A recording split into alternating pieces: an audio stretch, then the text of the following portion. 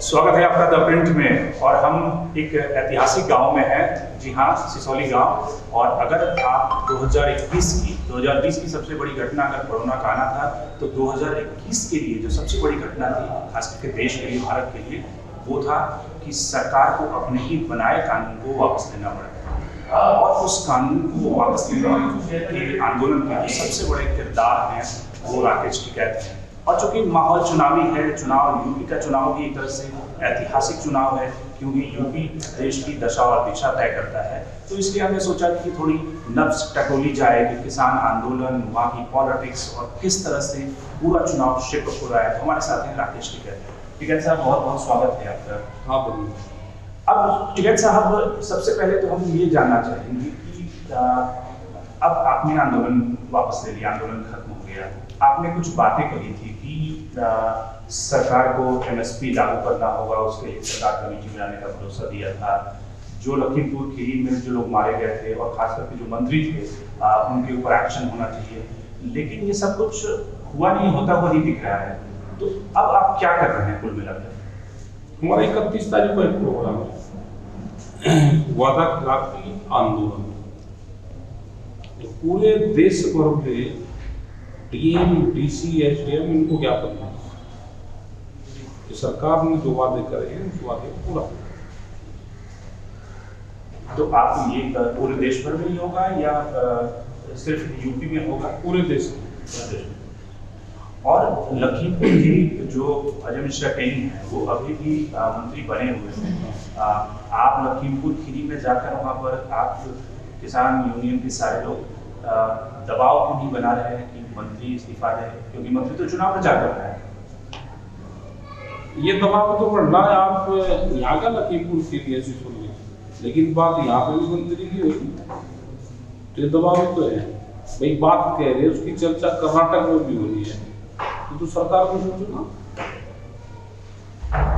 जब आंदोलन करने की बात आएगी तो आंदोलन। लेकिन अभी तो सबसे माकूल माहौल है ना, चुनाव है, और सरकार को अगर चुनाव में ही आप बेवकूफ दे देंगे, छूट दे देंगे और मंत्री को नहीं घेरेंगे, तो फिर मैसेज खराब जाएगा ना। और सरकार को भी लगेगा कि चलो राकेश टिकैत तो चले गए जी, मंत्री हटाने की जरूरत क्या है। कोई खराब नहीं जानना, अपने अपने सब समझे। 13 महीने आंदोलन करके इनको क्या करना है सब पता है, सब जानते हैं। नहीं तो सरकार जानती है ना, लेकिन नहीं, जनता जानती है, सरकार नहीं जानना। सरकार जानती तो काम कर सकती। ये तो गांव के लोग जानते हैं कि 13 महीने आंदोलन करके इनको क्या करना है, ये सब जानते हैं। तो आप कह रहे हैं कि जनता जानती है, जनता को सब कुछ पता है कि किसे उसे समर्थन देना है, किसे वोट देना है, लेकिन मंत्री को हटाने के लिए आप दबाव नहीं डाल रहे हैं। ये दबाव तो है, जो आप बात कर रही है, ये तो दबाव है। ये दबाव तो है। अब लखीमपुर 3 दिन 2 दिन रहे हम, 3 दिन, तो भी तो दबाव ही है। 180 करोड़ रुपया करने का भुगतान लखीमपुर में 3 लोगों को छोड़ दिया। लखीमपुर खीरी चर्चा में है तो ये दबाव नहीं है। लेकिन मैसेज ये नहीं कहना कि राकेश टिकैत शांत पड़े हुए हैं, शांत बैठे हुए हैं। नहीं जा रहा, ये तो प्रेस के लिए तो मैसेज है कि शांत है, लेकिन जनता को तो पता है कि मूवमेंट चला हुआ है। साइलेंट मूवमेंट भी चलता है, वो अपना काम करे। करंट किसी को दिखता है क्या? लेकिन जब वो जलता है, जब उसका एहसास होता है, दिखता है, फीलिंग और एहसास, वो अंडर करंट चलता है, तो वो है।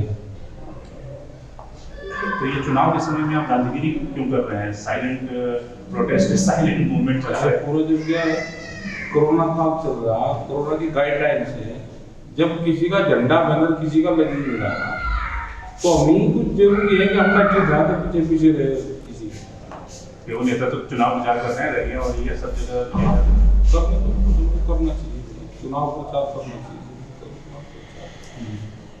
लेकिन आप इस मांग पे अभी भी कायम हैं कि अजय मिश्रा टेनी वो बर्खास्त होना चाहिए, इस्तीफा को होना चाहिए। और जो लोग हैं जिनके खिलाफ केसेस दर्ज हैं पूरे देश में, केसेस वापस। एमएसपी पे गारंटी कानून बने, लेकिन सरकार अभी तक इस पे एमएसपी पे कोई उन्होंने कदम आगे नहीं बढ़ाया है। ना बढ़ाया ना, तो हम भी पूरे देश में जा रहे हैं इसी मुद्दे को लेकर, तो हम भी बता रहे हैं कि सरकार ने कदम आगे नहीं बढ़ाया। मध्य प्रदेश में खाते गाँव जो मंडी है वहाँ पे ट्रैक्टर ट्रॉली खड़ी है करीब 45, उसमें जवाब है। वे पिछले 26 दिन उनको हो गई, वे वहीं खड़े। एमएसपी देश में गारंटी कानून होता तो पीछे वो नहीं पीछे। तो यही तो मूवमेंट है। अपनी बात किसान गांव के लोग अपनी बात कहना सीखे, अपनी भाषा में अपनी बात कहते हैं। बिहार में आंदोलन चल रहा, वहां के बहुत बच्चे जिन्होंने रेलवे में कई साल पहले पेपर दिए थे, उनका जॉब का मामला है, तो वो मूवमेंट कर रहे, आंदोलन कर रहे, तो उनके ऊपर आज सुबह से लाठ चले। बेरोजगारी का एक बड़ा इशू पूरे देश में। देश को मजदूर कॉलोनी बनाने का प्रयास है। इस देश के नौजवान को समझना पड़ेगा कि अनपढ़ मजदूर यहाँ पे बनाने की एक बड़ी प्लान देश में है। 70 बनाम 7 बनाम 70 साल में क्या हुआ, 7 साल में क्या किया, आने वाले 70 साल में क्या करेंगे, उनकी जो पॉलिसी है उसका पता है कि क्या करना है, तो हमारा उस पर प्लान है। तो आप कह रहे हैं कि अब बेरोजगारी को लेकर आप देश भर में एक बड़ा मूवमेंट तैयार करेंगे? मूवमेंट तो होगा देश में और बड़ा होगा। जो सरकार की प्लान है उस प्लान पे ये पूर्ण रूप से फेलियर होने, कामयाबी नहीं होने। जो देश बेचने का प्लान है, जो देश को मजदूर बनाने का प्लान है, एक पूरी दुनिया की मजदूर कॉलोनी हिंदुस्तान बनेगा, ये इनका पूरा षड्यंत्र है। ये देश को पता चलेगा। आप कह रहे हैं कि 70 बनाम 7 साल बनाम 70 की जो मुहिम है, लेकिन अमित शाह तो और योगी आदित्यनाथ तो 80 बनाम 20 की लड़ाई लड़ रहे हैं। तो जिस वाहन पे वे शामिल है वो वाहन तो 10-12 साल वो एनजीटी ने बंद कर दिया। उस वाहन को स्टार्ट करने की कोशिश कर रहे हैं, वो स्टार्ट नहीं होता। उसमें यही स्टार्ट करने की कोशिश कर रहे थे मुजफ्फरनगर इसी क्षेत्र में, लेकिन वो स्टार्ट नहीं है। वो पॉलिसी फेल होगी। जिस वाहन पे जो इनका प्रचार रथ था वो थम गया, वो स्टार्ट नहीं होगा, पुराना होगा, मॉडल पुराना हो गया। वो तो गाड़ी के भी मॉडल है तो हर साल नए आते हैं। ये तो बीजेपी का एक चुनावी मॉडल था, वो फेल हो गया। आप क्यों? तो अब तो कैराना जाके फिर से प्लान की बात कर रहे हैं, कह रहे हैं कि चला तो कश्मीर बना देंगे। कश्मीर चला तो प्लान तो चला नहीं। वो जो मॉडल था इनका, जो चुनावी रथ था बीजेपी का, वो पुराना हो गया। वो एनजीटी ने बंद कर दिया। एनजीटी का मतलब है गांव की जनता, उसने वो बंद कर दिया। अब वो स्टार्ट करने की कोशिश कर रहे हो, मॉडल पुराना हो गया। तो आप चुनाव में जो किसान हैं वो हिंदू मुसलमान जाट मुसलमान इसमें नहीं बटेगा, वो सिर्फ किसान के मुद्दे पर वोट करेगा। किसान वो बटेगा। आधे रेट में फसल बेच के इनको जहां देना देगा, हम क्या नहीं करेंगे। आधे रेट में फसल बेच के इनको जहां उठ देंगे, हम क्या नहीं करेंगे। आप ये संदेश किसानों के बीच में लगातार घूम रहे हैं, फैला रहे हैं, बता रहे हैं उनको कि भैया हिंदू मुसलमान नहीं बताते। वो तो आप बता दो, बहुत है बताने में। जो मीडिया है, सोशल मीडिया है, यही ये बताते हैं। हमारा प्रचार तो यही करेंगे। एक आपका अभी जब संजीव बालियान मिलने आए थे तो एक बयान आपका आया जो कि आपने कहा कि हमारा विरोध किसी पॉलिटिकल पार्टी से नहीं है, सरकार से है। तो बीजेपी और सरकार में क्या कोई अंतर है क्या? वो तो दिन में सरकार है, रात में बीजेपी हो जाती है। आप बताओ अंतर है क्या? आप उनसे बयान दिलवाओ कि मैं देश का मंत्री नहीं हूँ, प्रधानमंत्री देश का नहीं हूँ, मैं सिर्फ बीजेपी का हूँ, तो फिर हम उसको बता दें। आपको लगता है कि अंतर है दोनों में? दोनों में सबको लगता है। आप उनसे बयान दिलवाओ ना, किसी से भी, किसी मंत्री से, किसी मुख्यमंत्री से, किसी डीएम से, एसडीएम से, किसी भी उसका बयान दिलवाओ एक बार, किसी एमपी से, एमएलए से। उसका फिर इलाज हमने करा, आप दिलवा बयान। तो आप कह रहे हैं कि आपका हाँ करेंगे, पक्का करेंगे, आप बयान दिलवा उनसे ये कहो कि मैं एक पार्टी का हूँ। आप कह रहे हैं कि आपका विरोध सरकार से है, सरकार से, राजनीतिक दल से नहीं है। हाँ सरकार से।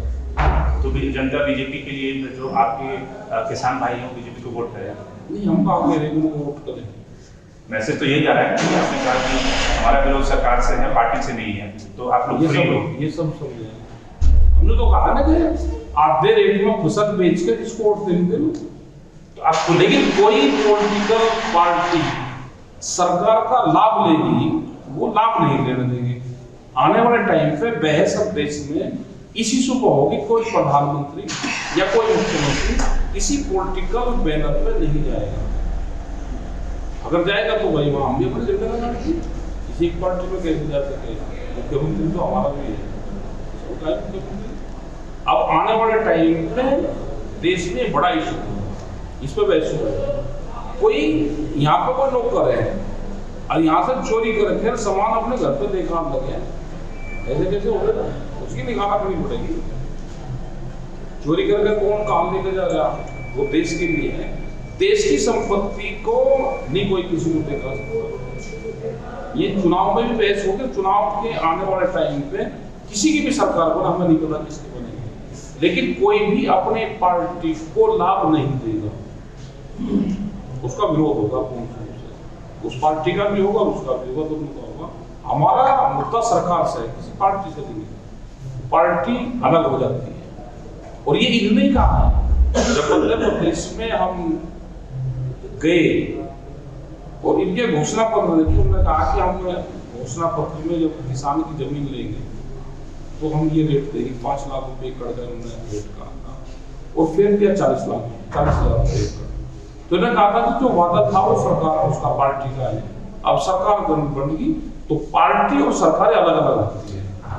पार्टी तो सरकार अलग अलग है, तो सरकार और पार्टी अलग अलग ही है। तो आप खुल के ये तो नहीं कहते कि जनता जो है, जो आप लोगों ने इतने दिनों तक संघर्ष किया, आंदोलन किया, और जो पार्टियां आपको सपोर्ट में थी, किसान के सपोर्ट में थी, तो आरएलडी और समाजवादी पार्टी को खुल के वोट करो। आज जो ये बीच की लाइन ले रहे हैं कि पार्टी और सरकार अलग अलग होती है, इसका मैसेज तो खराब जा रहा है ना? खराब नहीं जा रहा, ठीक जा रहा हमारा। क्या ठीक जा रहा है? सब जा रहा, हमारी भाषा सब समझेगी। ये दिल्ली वाले तो नहीं समझेंगे, हमारी तो भाषा समझेगी। यहाँ कौन से वो समझ रहे कि यहाँ सारे ये किसी एक पार्टी के हैं, यहाँ सारे पार्टी के, लेकिन वोट इनको कहाँ देंगे ना, सब जाके करेंगे। हम किसी को भी कहने के 13 महीने आंदोलन करके हमको वोट की बात बतानी पड़ेगी, तो इसका मतलब ट्रेनिंग तो थी। एक ये भी आपसे जानना चाहूँगा कि जब चुनाव प्रचार के पहले क्या आपको, क्योंकि पहले आप चुनावी राजनीति में रहे हैं, तो आपने इसमें चुनाव क्यों नहीं लड़ा? ना, हम तो नहीं चुनाव में, हमको चुनाव लड़ना नहीं। चुनाव लड़ने में तो बहुत लोग सारे अपने ही लड़ते, सब अपने ही, कोई अलग थोड़ा है। जयंत चौधरी ने आपको फोन किया था चुनाव के लिए, अखिलेश ने भी फोन किया था, सब अपने दूसरे वाले भी फोन कर। तो आपको नहीं लगता कि आप अगर चुनाव लड़ते तो ज्यादा प्रभावी ढंग से? इसमें ज्यादा प्रभावी है, इसमें तुरंत एक्शन होता है। वहाँ राजस्थान गए तो जैसे ही हमसे ट्वीट किया और 8 घंटे वहां जाने मिलेंगे तो इसका कानून भी बदल गया। तो ये ज्यादा प्रभावी है। देश में आंदोलन और आंदोलनकारी मजबूत रहना चाहिए। एक सवाल कि जब आंदोलन आप कर रहे थे, जब वहाँ पे बैठे हुए थे, तो आपको ये उम्मीद था कि सरकार कानून वापसी ले लेगी, या आपको कभी ऐसा मन डोल रहा था, आपको लगता था कि अब आंदोलन करना चाहिए, क्योंकि बहुत सारे संगठनों का दबाव था कि आंदोलन करे, सरकार कानून वापस नहीं लेगी? इस तरह का नहीं है। हमारा लंबा था प्लान कि ये आंदोलन 2023 तक चलेगा, ये था। सरकार ने पहले ले लिया भाई, हमें तो धन्यवाद देते सरकार का, आपने पहले ले लिया, लेकिन जो आपका वादा करा उसको पूरा। हमको 23 तक उम्मीद थी कि 23 तक ये चला था। लेकिन सरकार पहले लाभ खड़ी हो गई थी। हमें भागना नहीं छूटे, उसने वापसी दे दी।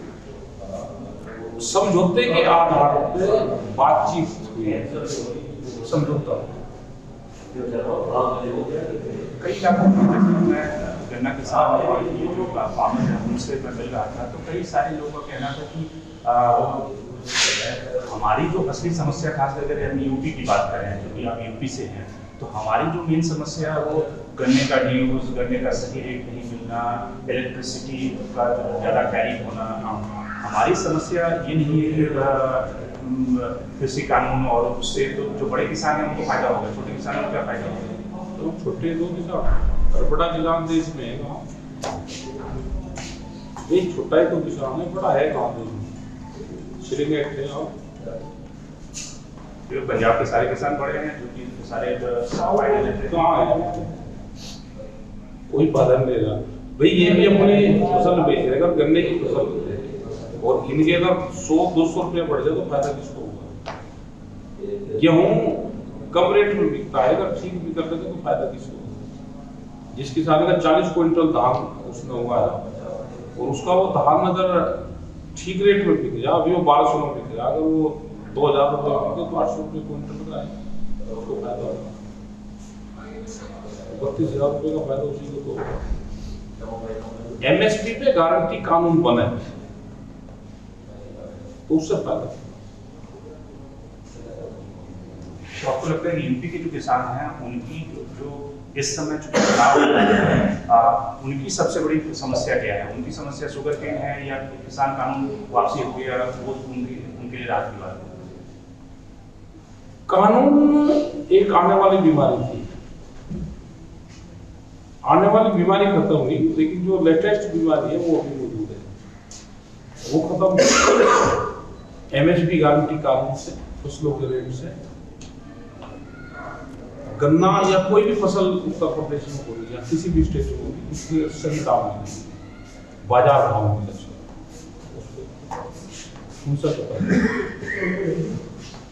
और आपको लगता है कि जो आप जो कह रहे हैं कि उनका जो गाड़ी थी वो पंचर हो गया, एडीटी ने फैन लगा दिया, बीजेपी पूरा एफर्ट कर रही है, और कई सारे इलाकों में ये भी कह रहे हैं कि जो जाट है वो मुस्लिम कैंडिडेट को वोट नहीं देगा, जैसे समाजवादी पार्टी ने बहुत सारे मुस्लिम कैंडिडेट खड़ा किए हुए हैं, तो RLD और SP का वोट ट्रांसफर होगा आपको लगता है कि, या किसान के मुद्दे पर वोट करेगा, या हिंदू मुसलमान में बांट के वोट करेगा? हमने कहा कि जो सा वो मॉडल में चलाना चाहते हैं, मॉडल फेल हो गया, वो चलेगा ही, रीस्टार्ट कर देगा उसको। अब लेटेस्ट जमाना आ गया, इलेक्ट्रॉनिक जमाना आ गया, बात करते हैं कि इलेक्ट्रॉनिक कार आ रही, आप उसी घटी उसी पुराने पेट को चलाना चाहते हो तो मॉडल बंद हो गया, वो नहीं चलेगा, नया देगा। तो नया आप कह रहे हैं तो अमित शाह इतने बड़े चाणक्य हैं, जो कि इतने बड़े मुख्यमंत्री हैं, उनको पता नहीं कि मॉडल फेल हुआ ना, अभी भाई चल नहीं रहा ना, चलाना चाहते हैं, स्टार्ट करना चाहते हैं, चल नहीं रहा।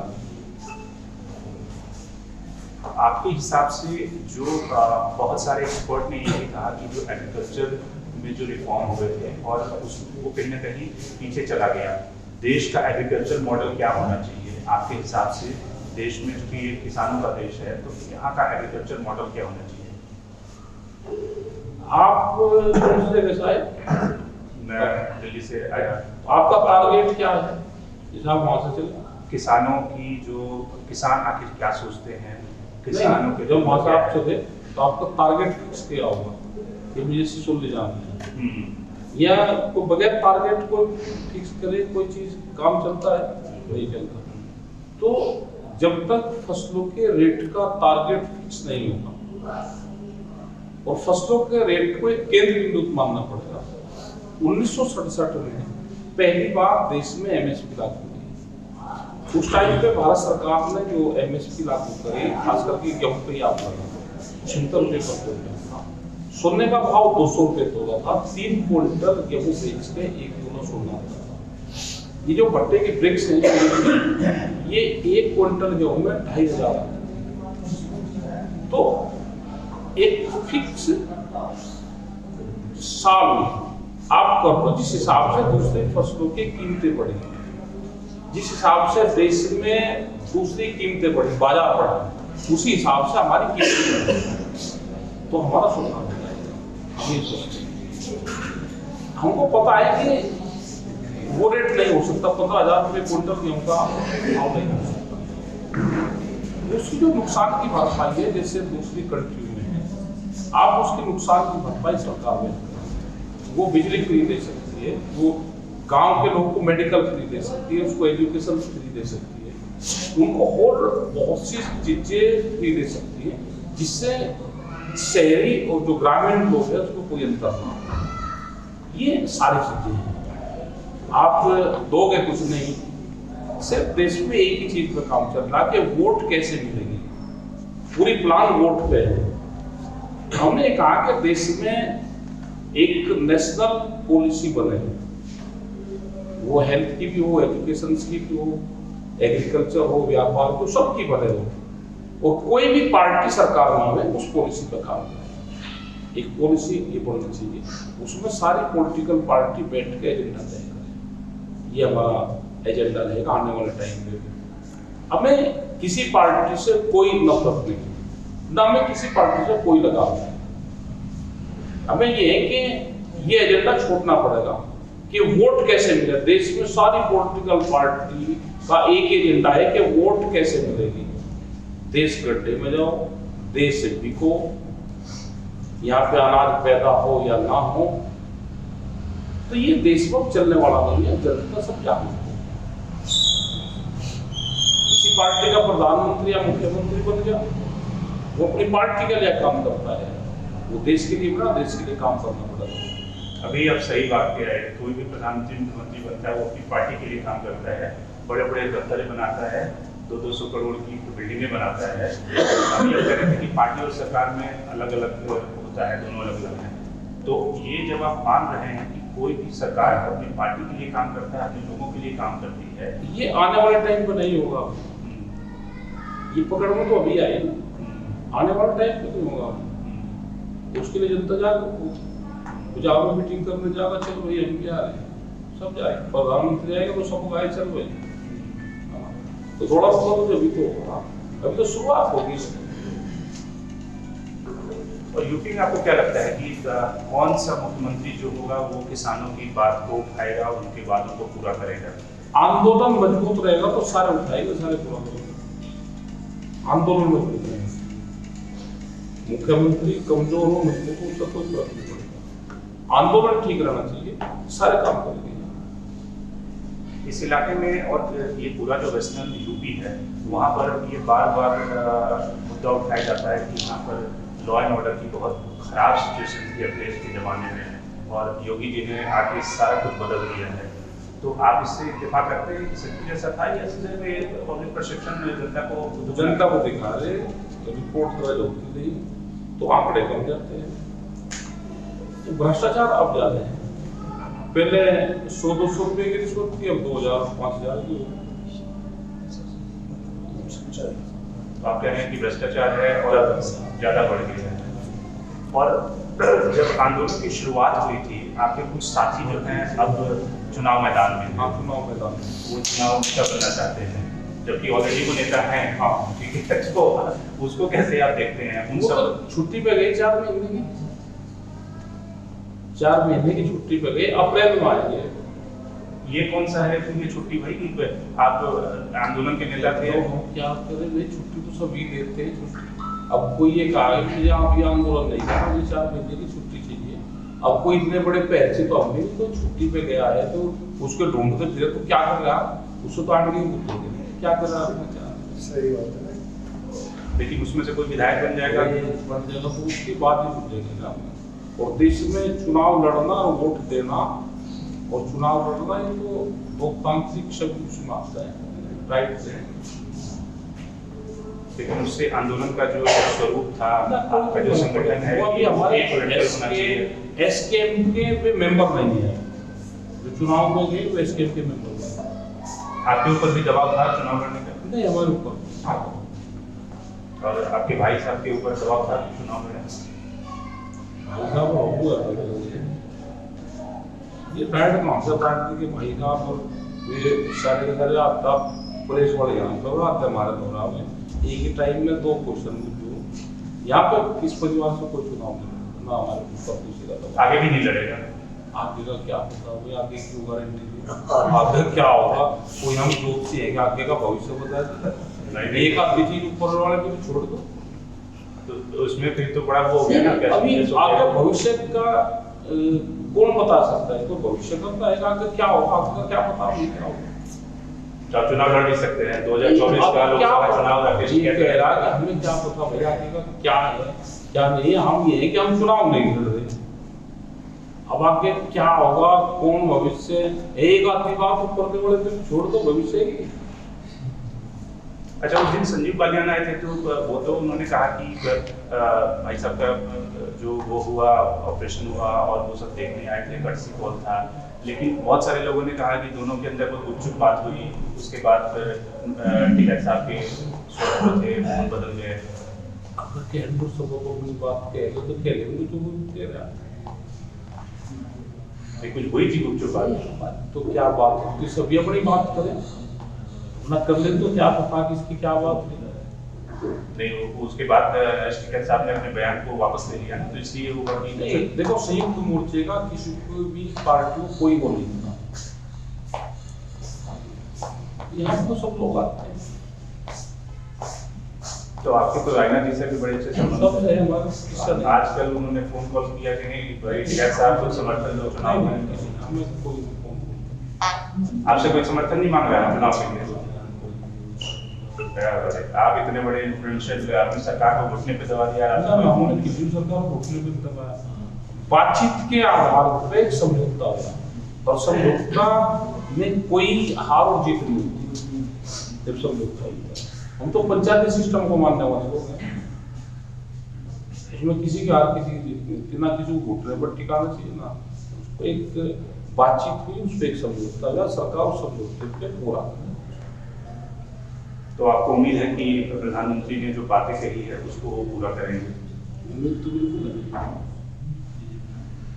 नहीं होगा तो फिर नहीं होगा तो फिर हम लोग, लेकिन वो यूपी चुनाव के बाद होगा। तो मुझे क्या दिक्कत है, चुनाव क्या देश में से खत्म हो गए। लेकिन असली चुनाव तो यूपी का है ना, उसमें आप लीड दे देंगे। हमारा चुनाव से कोई संबंध नहीं है, चुनाव से हमारा कोई संबंध। और लखीमपुर खीरी कब जा रहे हैं? लखीमपुर खीरी अभी आया हूँ, कल आया था। अच्छा, तो वहाँ आए पे तो लखनऊ से आ गए, हम अधिकारी से मिले थे।